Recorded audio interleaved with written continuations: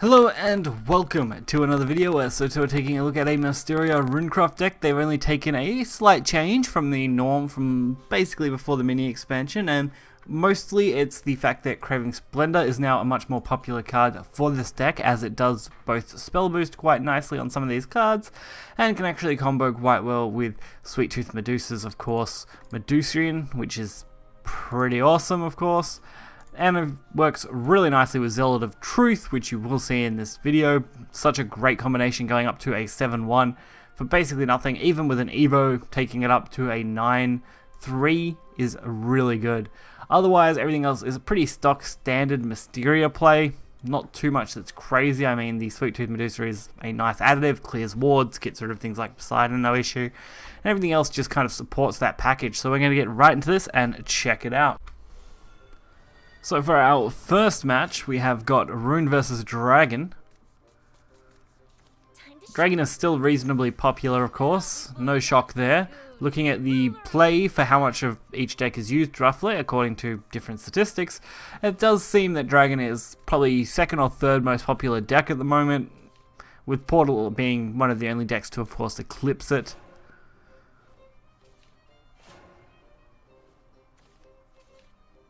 But Rune still does pretty well. Like, this hand is really nice. Getting a quad spell boost on turn 1 really is a big benefit. Especially when we can follow up with a Wind Blast to deal with the 2-2, just taking out things pretty casually to begin with. And again, arrows, no problem. We're going to be able to continually clear these with zero issue. Setting ourselves up for a potentially decent couple of turns. And they're really just lining themselves up now. Magic Missile will be a really good card. And since we don't have much else to play, Fate's Hand looks to be the one to go for. And getting the Anne, pretty perfect. We should be able to take advantage of Anne. It's definitely going to be a tight game though, because of course going up against Dragon, where they do ramp, really does put you at a bit of a disadvantage.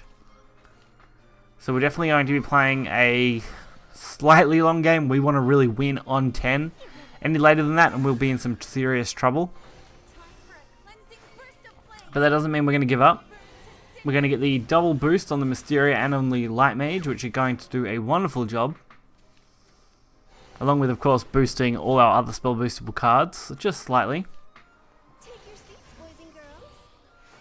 And there it is, Light Mage.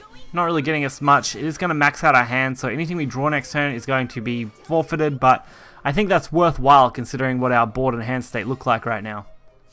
Sometimes I like to weigh up the pros and cons of course, drawing the extra card through that mechanic and then ending up decking out the next card, but sometimes those pros and cons really kind of balance out to which one do I think is more beneficial, and in this case, it was taking the Mysterian right. So Fiery Embrace was going to do a wonderful job of getting rid of this.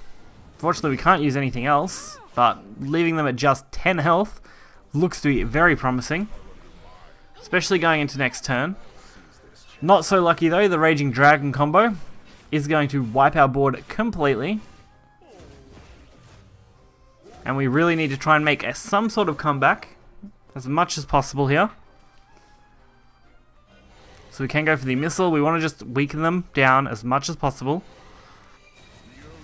And now I am going to use the Fiery Embrace. Leaving them with just the 1-3s seems like the best choice. And luckily that wasn't healing. If it was healing, I would definitely have been in trouble. It was definitely going to be a close one for that. Any kind of healing card or big drop would have been massively devastating to our board, as we just wouldn't have been able to deal with it easy and effectively. Now we can take advantage of our Zealots of Truth. We can get 3 more damage to the face, which does put them within lethal range, because I believe our Anne's sorcery is only at 7 or 8 damage now. 7, so that's why we did decide to go face. That was the only way we we're going to have a chance at guaranteeing lethal next turn, which of course ended up working out. So the only risk in that rune game was definitely the healing. If they had have got either of their major heal cards, we would have been in some trouble. Also, the boosting spell cost card. That would have been really dangerous if they had got that one. So 3 out of 13 cards would have been devastating. Actually, now that I think about it, 4 out of the 13 cards would be devastating, as Azeroth's Reckoning would pretty much instantly end the game as well. So we definitely got off lucky there with 1/3 of the cards nearly. Could have actually just straight out defeated us, so we did get reasonably lucky, I would say.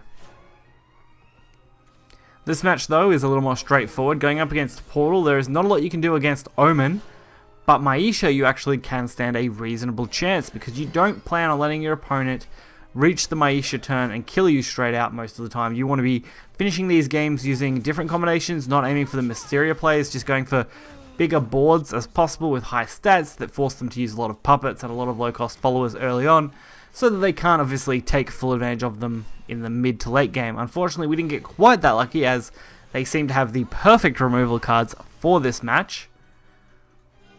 But it does mean we can at least try our best to take advantage of what we can get. So Grey's Inferno is a nice card, especially with our current hand.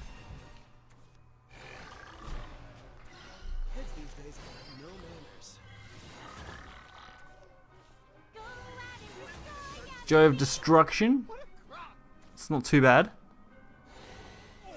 And a Mysterian Circle with a Light Mage. Definitely decent stats, that's what we're aiming for. Also going for, of course, the right, as that is going to help us in the long run. We can actually use this whole hand pretty effectively next turn, getting both a right, probably a grey, and another Light Mage off, which is really good. Since we need to start going for damage to face now, since it looks like they're going to focus on the Omen side of things. Which, of course, still puts us on a little bit of a clock. We don't want to be on too much of a clock, because that would just be devastating, but if we can end this in the next 2 to 3 turns, we have a chance. And there it is, our Light Mage play. We're also going to get a chance to play the Mysterian right. And since we now have 2 of them, we can actually go for at least 6 damage with those spells alone. But we do need to drop these Zealots down and use Craving. That's going to be kind of our biggest win condition here. Being able to use those to get a decent Zealot on board is really important. Fortunately, this isn't too bad. They're definitely going to have a really nice setup as far as Destruction in White goes. But I think that's going to be about it for them.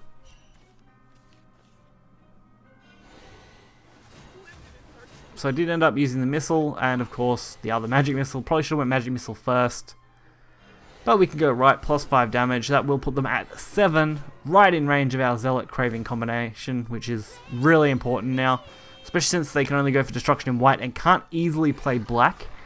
They would need to sacrifice a ridiculous amount of puppets to get black playable now, without, of course, wasting any more play points, which they just couldn't do. So, Zealot plus Craving is going to finish the game very tidily for a nice 7 damage.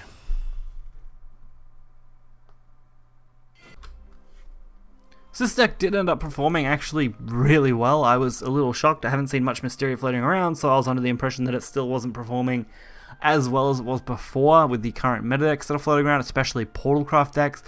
But as you saw, it seems to handle those pretty reasonably. Not perfectly, because you can definitely put in a bad situation quickly, but I would say you've got at least a 50-50 odds with this deck against Portalcraft most of the time, and you can probably outplay most other decks. Haven is the only one that I haven't got to test fully with this deck, just because I haven't had the chance to, of course, play that matchup, but I suspect that it would probably be in Haven's favor a little bit, at least until you get to late game. But since most Haven decks now are Lion based, you're looking at a much more aggressive curve and not really going to get to 10 that easily, so probably not the best way to go there. Otherwise, I hope you guys did enjoy the video. Hit the like button and subscribe for more content. You'll find the deck list in the description below. Until next time, see ya.